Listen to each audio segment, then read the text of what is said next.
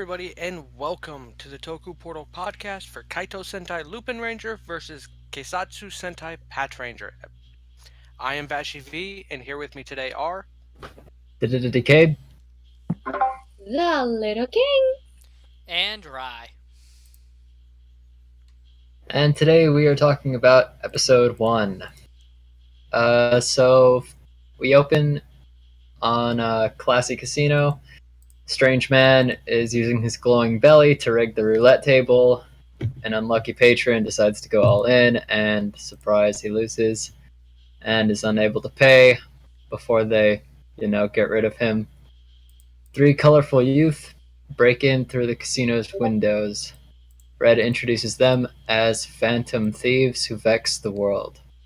He throws a card in the man's face, revealing his true monster form. And the yellow notes the safe on his belly. Yes, these monsters have safes on their body. The monster says that no one but him can open the safe. His henchmen turn into Podaman, which are the new grunts. And then we get a slow motion shootout in the casino. And yeah, so far, soundtrack has me sold. What did you guys think? No argument on the soundtrack, but holy crap.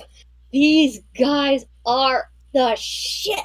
I mean, the suits, their costumes look gorgeous. I love the masks. The shootout was just so much fun. And I know that there are some slight issues with the designs of the monsters, but I honestly love it. And the frog design, I will admit, was kind of weird, but it looked really cool. And I just love the idea of them just demolishing an illegal casino with the Phantom Thief logo behind. It's just, oh my god, I'm stuttering because I love it so damn much. I can't put it into words.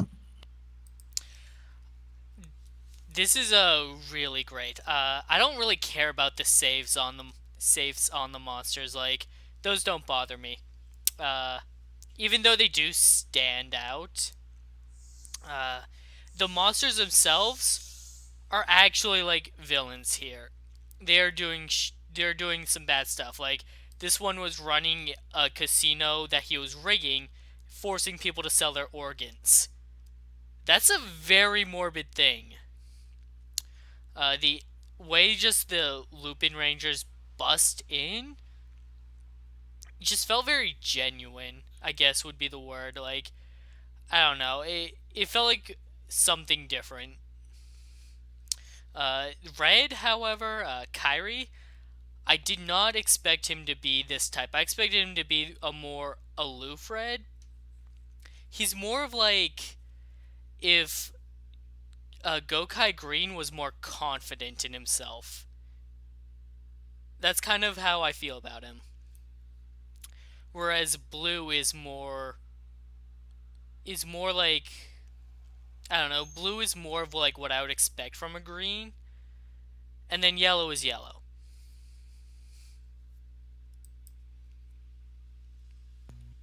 Like, all in all, is I enjoyed the hell out of the start of this.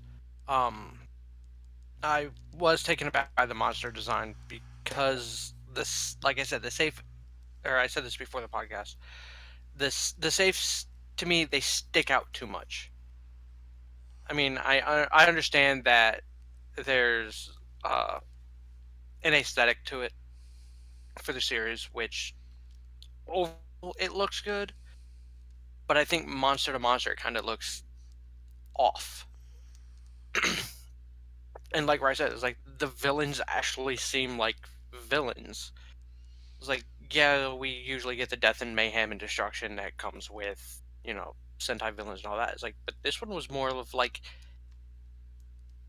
for lack of a better term, it seemed more of an intimate, evil is like, because it's literally life and death of your own volition. Granted, he's rigging it. It's like, but you're like in this one, they chose to gamble.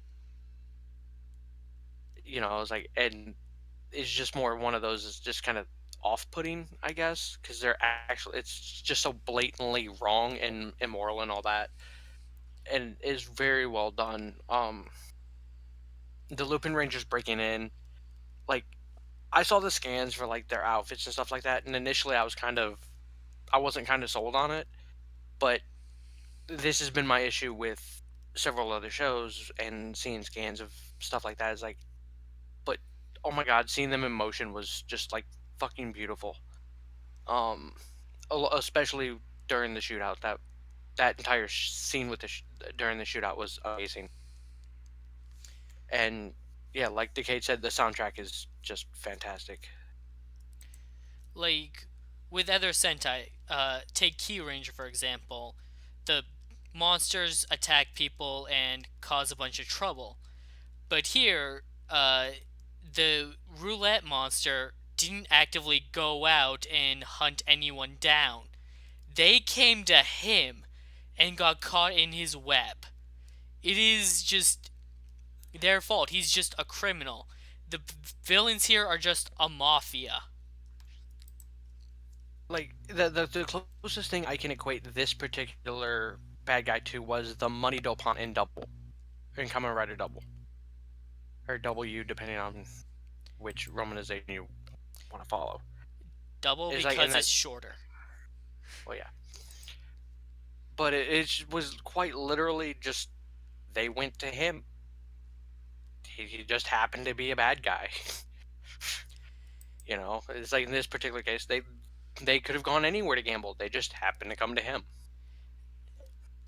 And the part about selling your organs, like, normally that would imply, like, a kidney. I don't think they're stopping at a kidney. I imagine, like, they suck them dry. Yeah, somebody has a Hoover vacuum hooked up in the back room. Oh, geez. We're not watching Amazon's here, are we? um, so, yeah, during the chaos, Red uses a small jet to hack into the monster's safe and steal a cube from it. Blue concludes that the monster was manipulating the game with this piece of the Lupin collection. So the monster fires two large blasts at them, causing a huge explosion. The GSPD rush to the scene in their patrol car. The red officer is determined to arrest all of the gangler in one fell swoop. It's kind of just a nice, simple way to introduce the villain names. From the smoke and fire emerged the three Lupin Rangers, unharmed. Their opening song begins as they rush into battle. I'm not really sure if it's gonna be an opening song or if they'll just play. I'm sure it is, but yeah, that's gonna be interesting because it's their song. And it's awesome. After the Potamon are defeated, the three officers rush in. However, they're ignored and the Gangler boss is destroyed. The red officer attempts to arrest them, but Lupin Red summons his jet and the three escape. The red officer curses their name, and then we get the series title. Kaitou Sentai LupinRanger versus Keisatsu Sentai PatRanger. So, what did you guys think of this? I said that the bar fight previously was fun. This topped it. I mean, just seeing them in the suits after so just felt so good. The fight was short, yes, but very fun, and I'm hoping that that song is their theme because, oh my god, that was just the icing on the cake for me. And the Pat Rangers just getting flat out ignored and then just pull the rug out from under them. It was just too good. Like comedy, and it worked to introduce them. Short, sweet, and simple. I loved it. Seeing the Power Rangers drive up in their car reminded me of Deca Ranger a bit. But I guess that's kind of like they're both police themed, so like I guess you couldn't not. Uh, I love the way the Lupin Rangers just handle the cops busting in. Like they don't let it deter them at all. Now we still got to do this. They are focused, and you can tell that they've been doing this a while because they know what they're doing.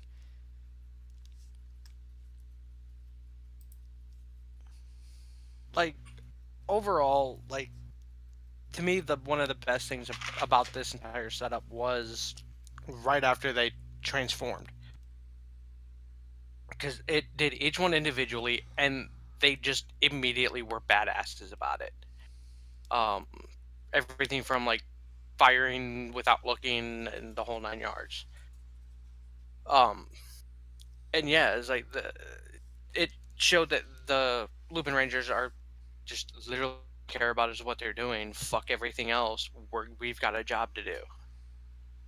Um, I was a little disappointed that with the Pat Rangers didn't last a little bit longer, given the build up for this, but it does pay off in the end. I kind of feel like both of them are each gonna like have episodes that are more focused around them. This one was a bit more Lupin Ranger, but then the next one will probably be a bit more Pat Ranger. Right. And they're probably gonna take turns with the opening songs as well. Right. And they may do that until it gets to the point where like they all work together, considering it's what this show is basically in theory should build to. I would love it if like we get to the final episode and like they've put aside their differences to work together to defeat the final boss, and they do it. They save the day. But then like Lupin Ranger are still thieves, and they like steal the final like Lupin collection piece, and Power Ranger just has to chase them away. Kind of like Naga and Balance, at least a little bit. Uh, no one was out to arrest Naga and Balance. Fair enough. Like I kind of want that, only kind of reversed. Only like instead of them stealing shit, just the Pat Rangers turn around and just slap handcuffs on all the Lupin Rangers. Yeah, you've got a lot of crimes to atone for now. What do you mean? One of those, we just saved the world. You're under arrest. Yeah, but you still stole a lot of stuff in the process. And then they just magician their way out of the cuffs and take off. We'll see. We'll see. We're still on episode 2. So yeah, episode 1, Phantom Thieves Who Vex the World. Across mainstream media, people in Japan are celebrating the Lupin Rangers as heroes. Yano Kairi, Lupin Red, overhears this and couldn't be more smug. The Red officer, Asaka Keiichiro, is sitting on a bench not far from Kairi and is pretty pissed off. He crumples his newspaper and attempts to throw it, but before he does, Kairi warns him that he'll miss, and he does. And then he kind of fakes a cold before throwing it back in the trash can. Pretty funny and interesting, just turn of fate. But then Kairi is picked up by Kogure, a butler-like old man.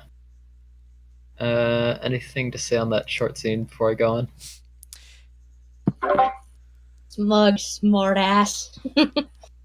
But yeah, I like the interactions between the Reds, even though, of course, Keiichiro didn't know that Kairi was Lupin Red, of course. I'm going to try real hard not to make KH jokes about Kairi's name, though. But I did notice one little thing. I mean, yes, the newspaper thing was kind of funny, but I saw kind of like old school versus new school, kind of, because, you know, Keiichiro still reads newspapers, and meanwhile Kairi was scrolling through his phone on the news feed. I don't know, just something that I picked up. I thought it was cute. Oh, that is interesting.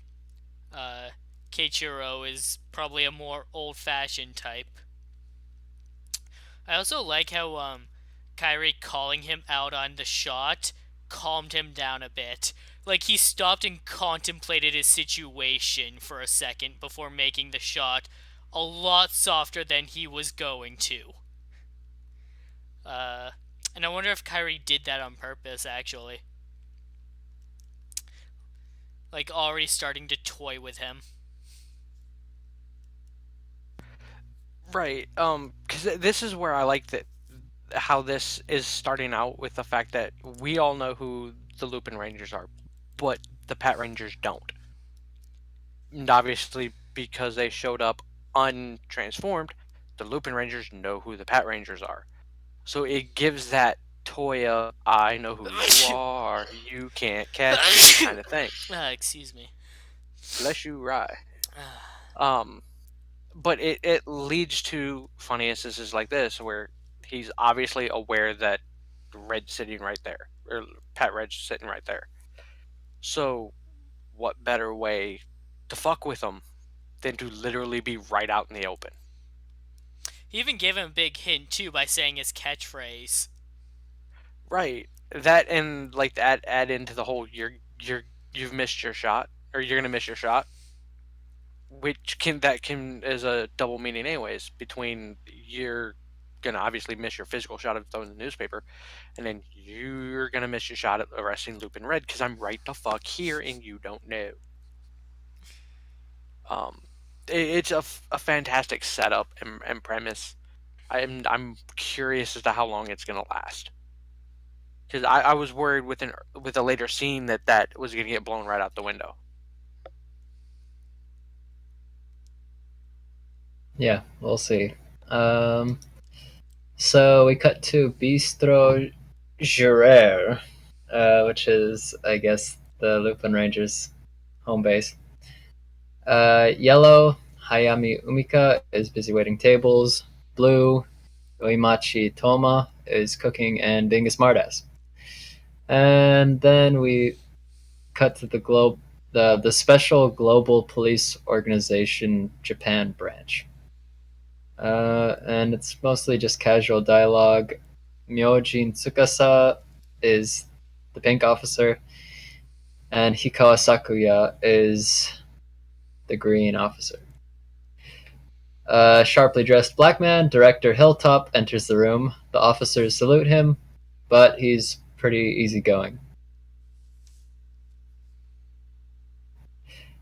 Jim Carter, the robot slash accountant slash administrator thingy, scolds him for buying treats on the company dime, and the officers, because with their current equipment they can't even defeat the Gangler. Just as Green considers thanking the Phantom Thieves for taking care of them, Keiichiro enters, and yeah, he's not happy about that line of thinking. And then Jim kind of briefs them on what the Lupin Rangers are up to with the collection and stuff. So, what do you guys think of the Pato Rangers home base? I still like the Lupin Rangers more because it kind of reminds me of Build, and all in all, it just seems more fun, you know? But I guess the base for what it is alright. I love Hilltop. He's a riot. Jim Carter is gonna take some getting used to, especially with his size. But, he is what he is, and I like him. I am still gonna need some getting used to with Kichiro, because he's just a bit too strict, even for somebody in his job. I mean, Green's definitely gonna take some getting used to with his humor. Pink, a little strict for my taste, but I'm sure they'll change and evolve over time, I hope. Umika and Tuma, though, I adore. Umika, she's very fun, I think, for somebody in her shoes, both as a waitress and as a Lupin Ranger, because seems very quick on the dime, so I Hey like that. King, Tuma is a riot. is your mic connection okay? Am I roboting again? Yes. Damn it. I'm sorry, everybody. My mic is shit. I thought it was just my connection. No. It wasn't so bad earlier, so I didn't say anything, but it was really bad just now. I'm sorry. I'll make it quick then. Pat Rangers, I need some getting used to. Lupin base, I adore. Alright. Nice little, like, go back to something like, oh yeah, they work at a diner. Because you know what? When you work at a diner that you at least somewhat own, you make your own hours. It's pretty convenient. Uh, you can really tell that they've had a lot of training. Uh, it, Echiro, sorry, still learning. Yeah, Keichiro will say like, no, they're not trained professionals like us, but we see Umika catch that bottle that glass that she knocks over. She wouldn't have been able to do that if she didn't train that shit. Like, they're not the amateurs that Keichiro makes them out to seem, and I can't wait to see him realize that. Uh, really, their personalities all feel a bit different than what you might expect from their colors. Uh, with a couple exceptions, like Umika so far seems to be the standard yellow, and Su, yeah, Sukasa, no, Sakuya, green. It's been a while since we've had like a bit of a silly green like him. Uh, but it at the same time it's been a while. It feels like they're going in a bit of a different direction with color identity this series, and I like that. There's a lot of potential for this to branch off. Like I really enjoyed seeing like how they interact outside of like the fights and stuff like that, and seeing the Lupin base versus the PatRanger base, which obviously is a major clear difference considering one's a set of cops and the other one's literally just a restaurant. Um, and Rai made a point that I didn't really think about is like their Lupin's base is literally set up perfectly for them because they own it. So if they have to go do something, they can literally go get the fuck out. We're closed. Um,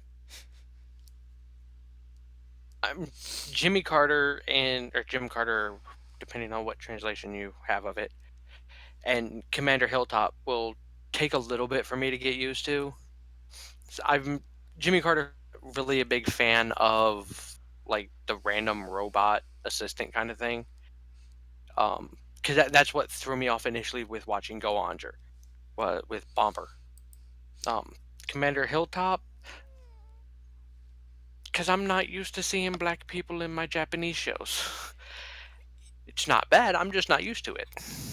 It and because of the darker skin, it was just more surprising to see because we're not used to seeing that here. Because I mean, like we've there've been you know non-Japanese people in these shows before. Uh, the white CEO in Ghost, the cat monster in Wizard, and all that is like, but it's still shocking with, especially with the contrast. It didn't help that he's in an entirely white room, but yeah, all in all, it's like I liked his character. His seemed more of like the what, just kind of real chill and relaxed about things, especially considering the fact that he spent company money to buy treats. And you know what? I have a bit more that I want to say about this.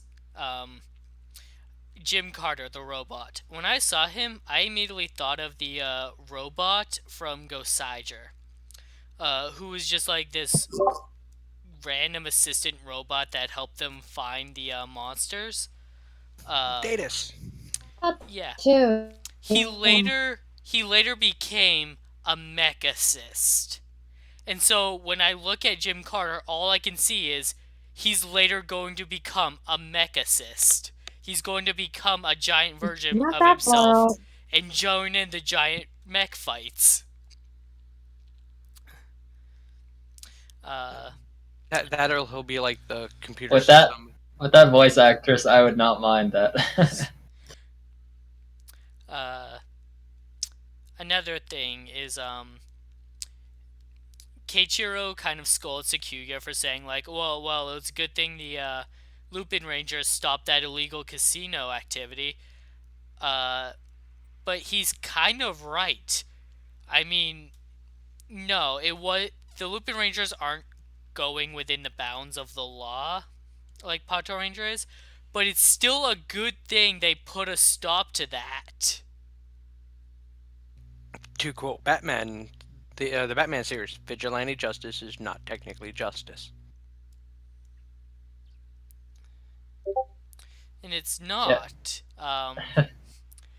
Like, no, you can't rely on the Lupin Rangers. And from their perspective, yeah, they do need to, like, put a stop to them.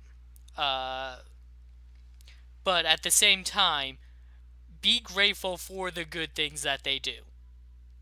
Just because they're Because thieves doesn't mean that, like, everything they do is wrong. just remember, kids, even if you steal from a thief, it's still stealing.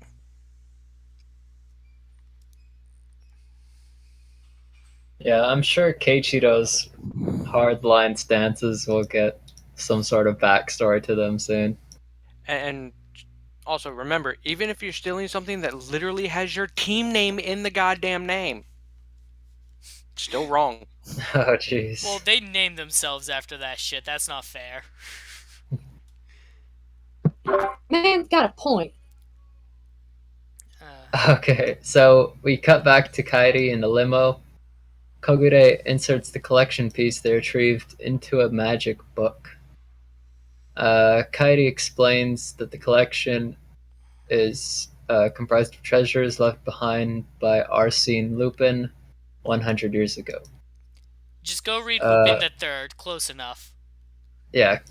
However, Kogure doesn't really reveal any more information than that, but he's grateful. No, all the same, Kairi is just interested in Kogure fulfilling his promise, which we don't know about yet. Then we cut to a shady mansion filled with gangler. Dogranio Yabun, who is obviously the boss, enters the feast hall. He's celebrating his 999th birthday. Yeah, Q Ranger.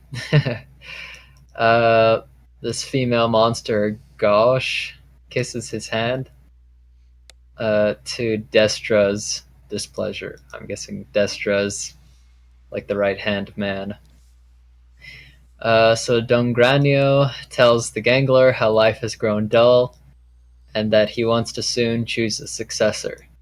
The one who seizes the human world will be the next boss. Wow, that's not a plot line you don't see every day. What did you guys think of that?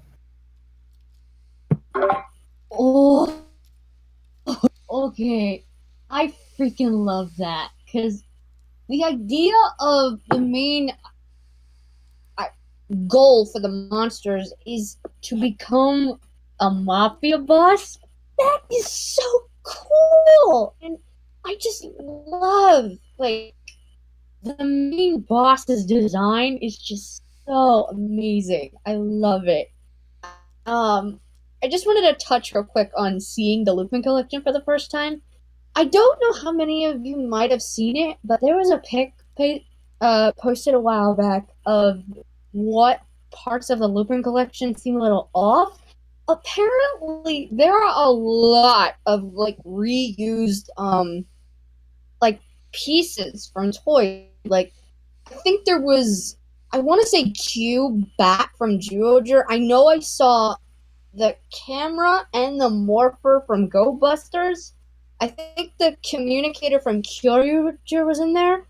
I shit you not. The tip end of the Orion Voyager is one of the pieces. I just thought that was so clever and so cute. I wonder if those are kind of on purpose as a little reference to past Sentai stuff. Anyways, this plotline for the villains is such a breath of fresh air. Like, in the past, we've gotten villains that are motivated like, oh, I'm angry at the world, or like, I'm bored, or, you know what, I just want to rule everything because I'm greedy.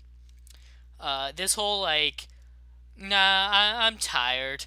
One of you take over and prove to me that you earn it. It's like, here we go. We got some incentive here.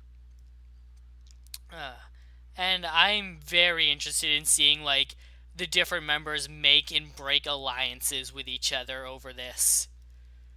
Betrayals abound. There's a lot of potential to go here, and I hope we get like really in depth with some of these members.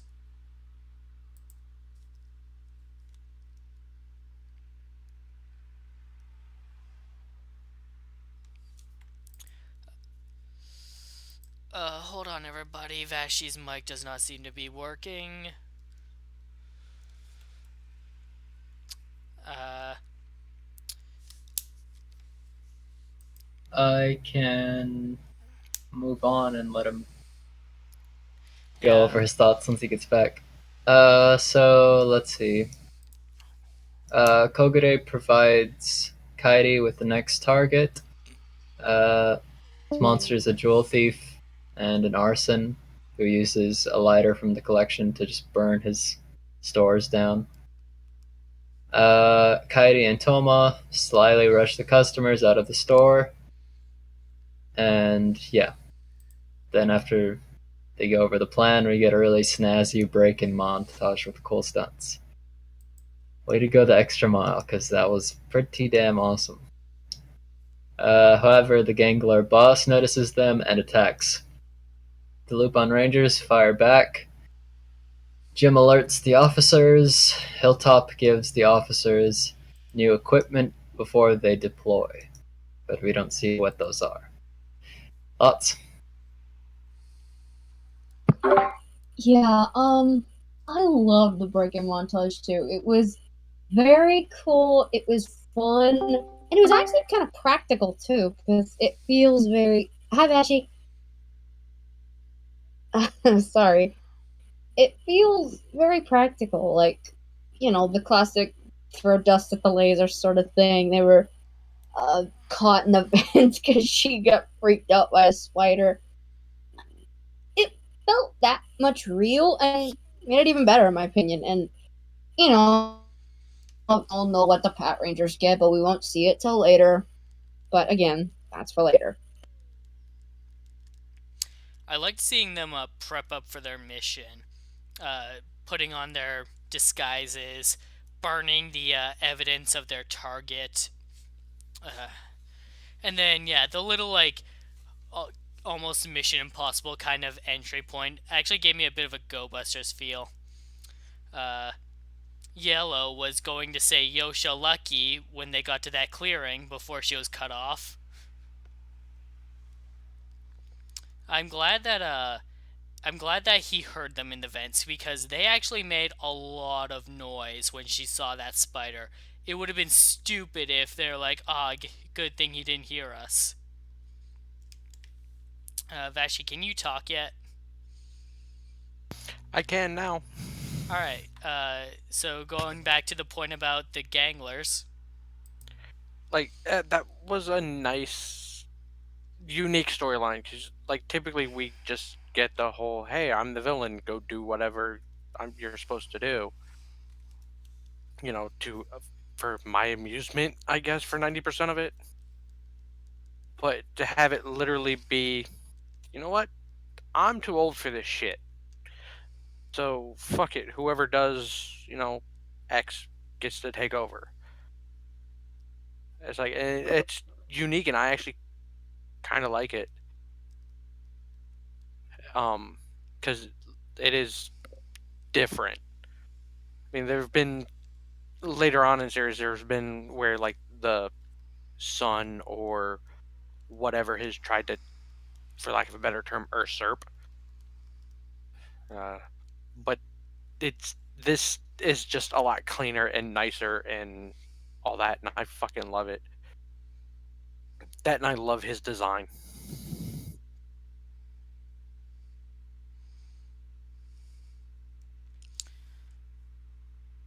And did you have anything to say about the Lupin Rangers getting their mission and then going out and like sneaking into the building? Pretty much the only issue I had for, or like I enjoyed watching Kyrie kick everybody out of the restaurant. That was nice. And then but because I caught in when you were talking about the spider incident. Yeah, she was heard. And they reacted. It was a nice touch that, I mean, I guess what she has a fear of spiders or something. Either that or it was just typical reaction. But I'm hoping it was more like a, for lack of a better term, character flaw that can be exploited later on. But yeah, just watching them kind of like sneak up on him and just go, "Nope, we know where you're at." I liked it. It shows that the villains aren't just like the brainless baddies that they typically are. These guys actually have some sort of intelligence. Refreshing. So yeah, the thieves easily defeat the Potamon, but they underestimate the boss, and he takes Toma and Umika hostage after he grows 2 extra arms. Yeah. Kairi remembers the promise they made to each other and shoots above the three, burying them in rubble. However, the boss survives and asks why Kairi did that. He explains that they promised that even if one of them dies, the others will fulfill their wish.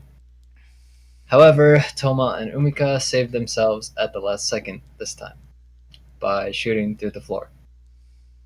3 Kaito change and roll call.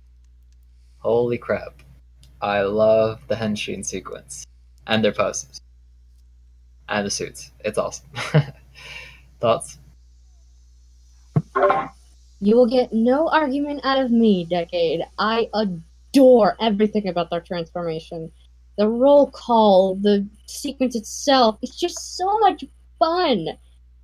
And to comment real quick, I really liked that Kaidi, well, understanding the situation, wasn't, I don't want to say childish, rash, let's call it. He understood the situation, he knew their promise, and he found a workaround for it.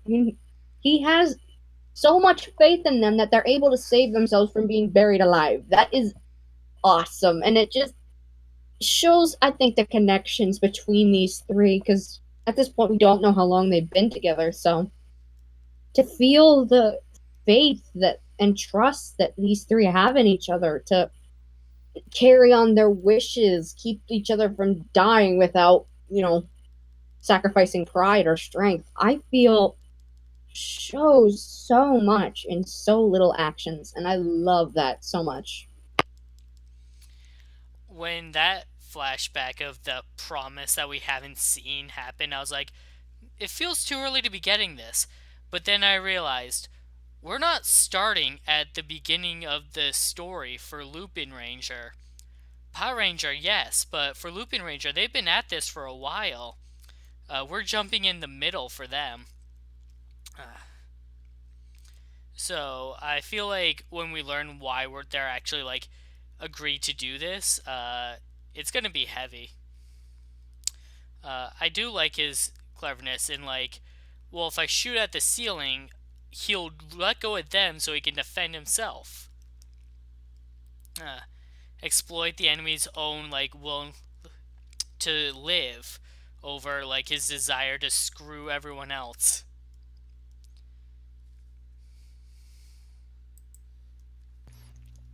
Like, um, yeah, I'm looking forward to the backstory for the Lupin Rangers because, like I said, it's either, on one hand, it's either going to be kind of silly with, because this series has kind of that idea that there are parts of it that are going to be really, really silly, or it's going to be really, really heavy. In terms of silliness, it could just be something like they're all descended from, Lupin. Because why the fuck not? No, I think Kogure's boss is the descendant. That's why he wants the collection back. If it's a descendant. Well, that's what Kogure said, but yeah. Well, Like, I will live with that idea, but if only one of them are, and then the others just happen to be thieves that he found or something.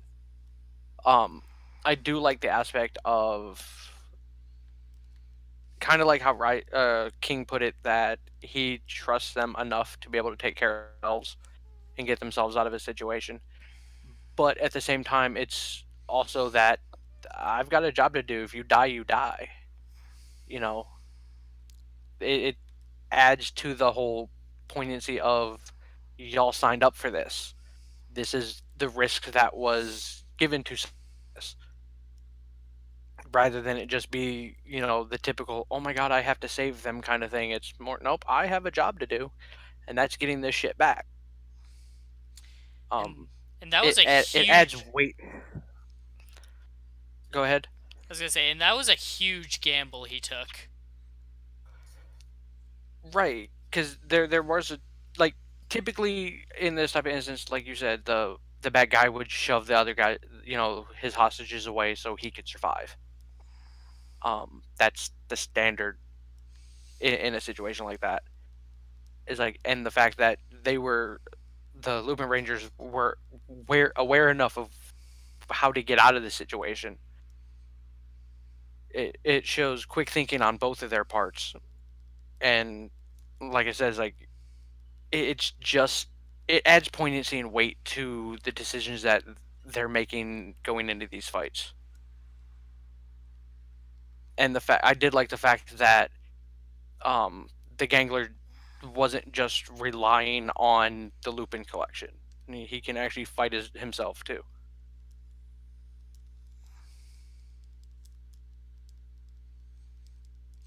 Oh, I didn't say anything about the actual transformation though. What a great transformation sequence! Uh, like I feel like Lupin Ranger got the better one this series. We haven't actually seen Power Rangers, but Lupin probably got the better one. Right. The Henshin was amazing. I kind of had flashbacks to Gokaiger a little bit,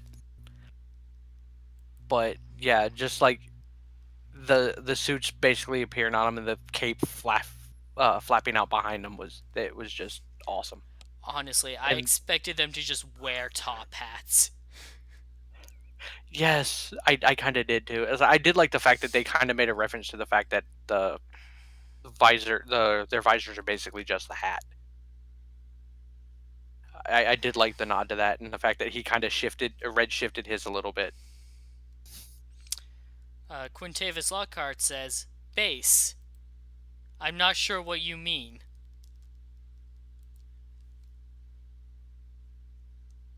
Maybe one of you can look it up while I continue.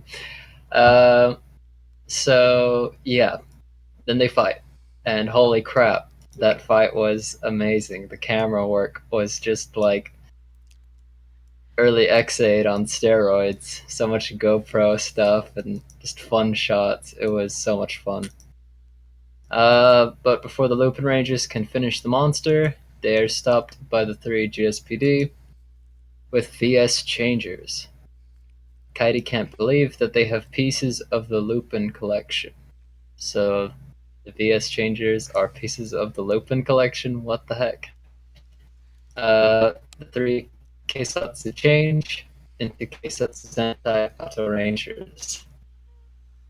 Episode end. Thoughts? Okay, I'll get my thoughts on the fight out of the way because I don't want to sound like a broken record, but yeah, I agree with Decade. Honestly, I can't think of a word that better describes that fight than fun. Because that's what the Lupin Rangers have when they fight these guys. I know that it's serious and they have a goal in mind, but I mean, the camera work was so amazing. They just, I don't have any other way to describe it. It was fun. And that's kind of why I prefer them over the Pat Rangers. And if you're on their team, by all means, more power to you. I just prefer the Lupin Rangers because I like a Sentai that knows what they want and they're not hard asses about it. And, I mean, I feel like that's what the cops are right now. And I'm sure they'll probably change and see that not everything's so black and white eventually, I hope. But yeah, I mean, I think that probably makes my point on their transformation sequence pretty clear. I mean, for what it was alright, but after seeing the Lupin Rangers, I don't feel wowed by the Power Rangers. But who knows? They could grow on me, and for what it was a good cliffhanger at the very least. This fight was a real spectacle, but the camera work was crazy and like a little dizzying at times. I had to rewind and watch it again just so I could figure out what was happening half the time. Uh, if some of it felt a little unnecessary. It's probably gonna get toned down as the series goes on, anyways. But like, there was a way to do this without needing to do all that. It was a little disappointing that we didn't actually see the Power Rangers transformation. We just kind of got a flash for it.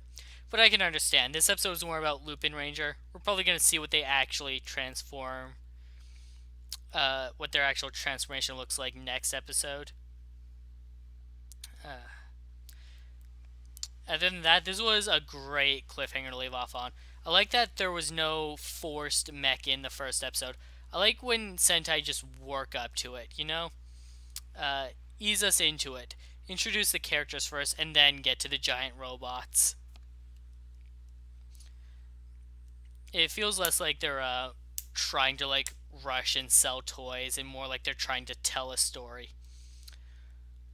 Uh, as for the suit designs, once I saw them in show, I do like them better than I thought I might.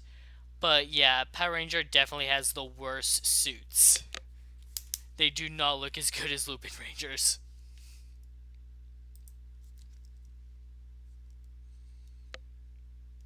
Like in terms of the suits, I still stand by some of what I told everybody you know, back when we were getting scans for the suits.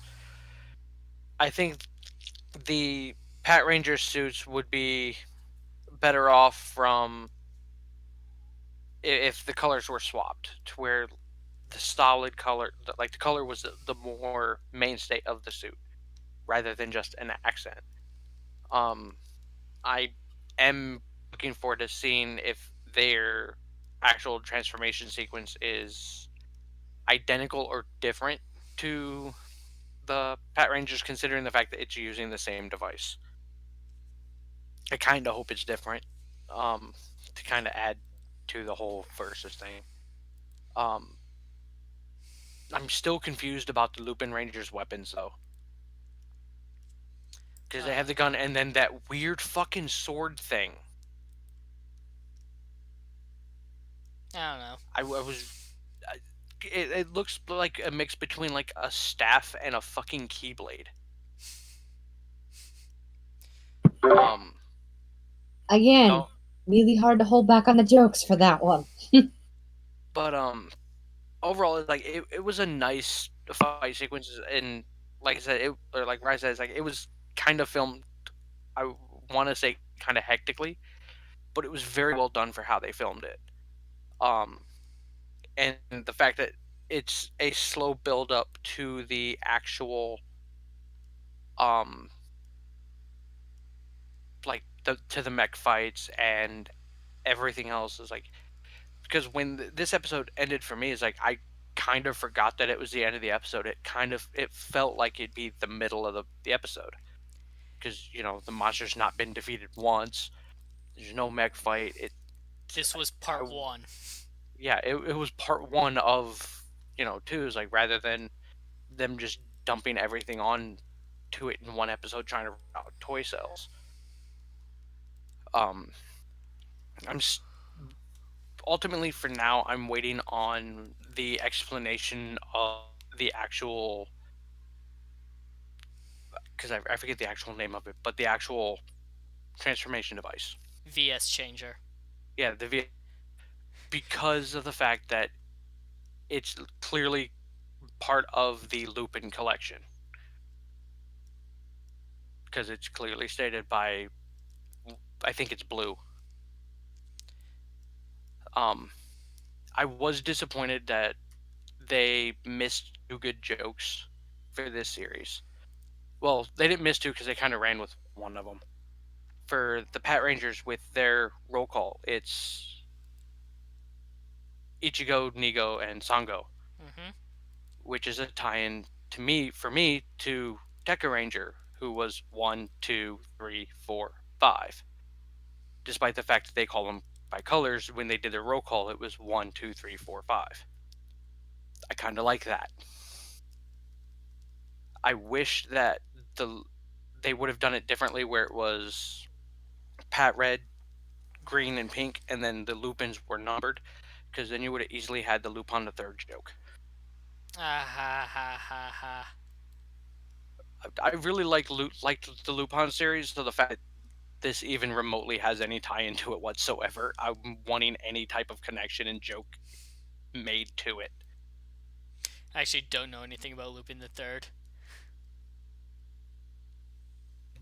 Bad guys steal stuff, get chased by cops. Hey, sounds familiar. It's literally, yeah.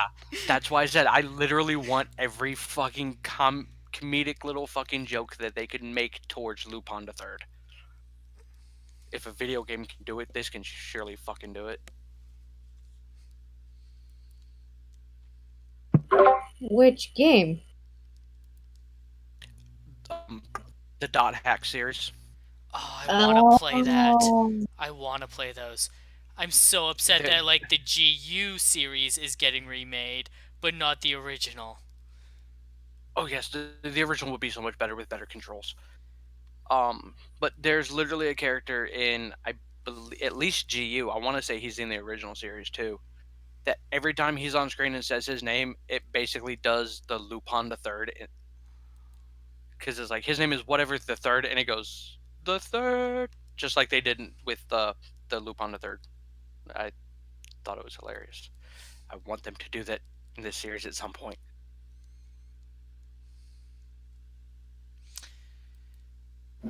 Yeah, I think I've said all I need to say on the episode. Looking forward to the next one. Any final thoughts?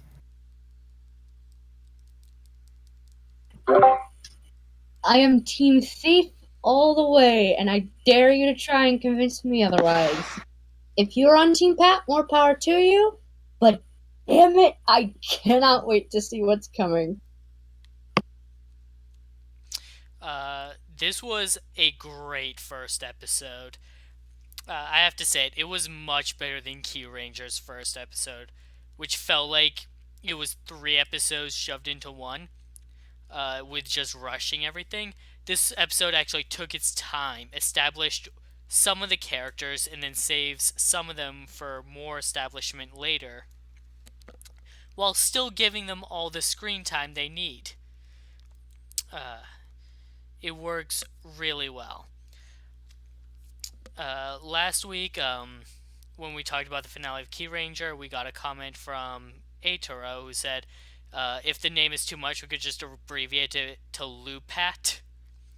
I thought that was kind of funny, but I'm probably not actually going to say that. Um, and then Quivtavis specified a few more old things that are part of the looping collection, such as Stegazord, Geki Bat, Cube Gorilla, Cube Tiger, Morphing Brace, Gokai Cellular, and Gabri Changer.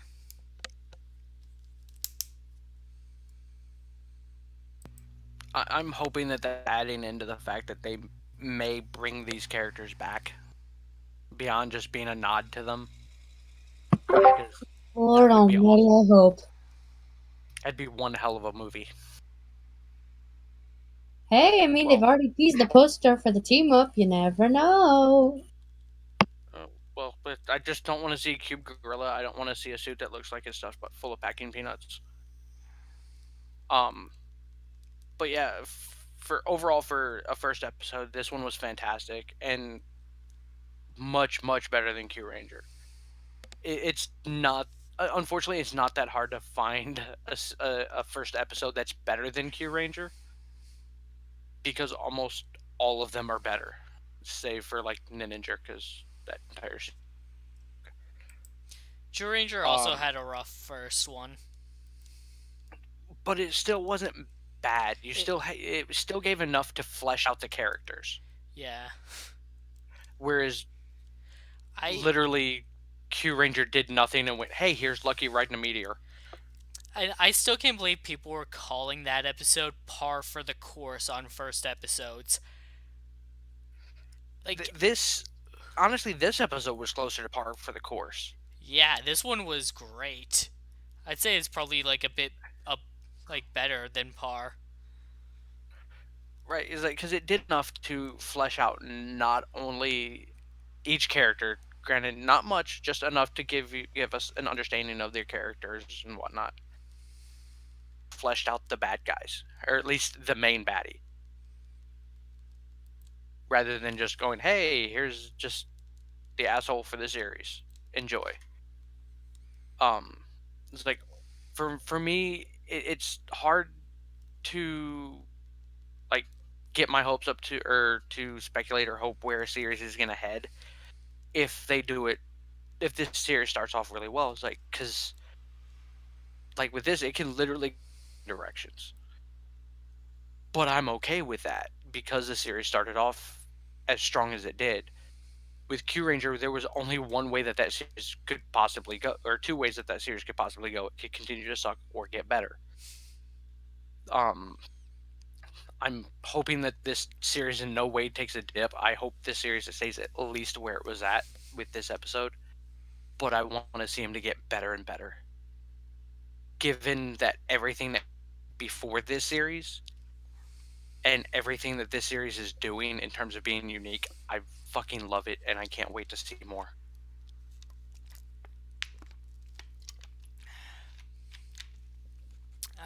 I can agree to that. While we didn't really like the first arc of Key Ranger, we just kind of trudged along until it got good. This series is starting out good, and I look forward thoroughly to next week's episode.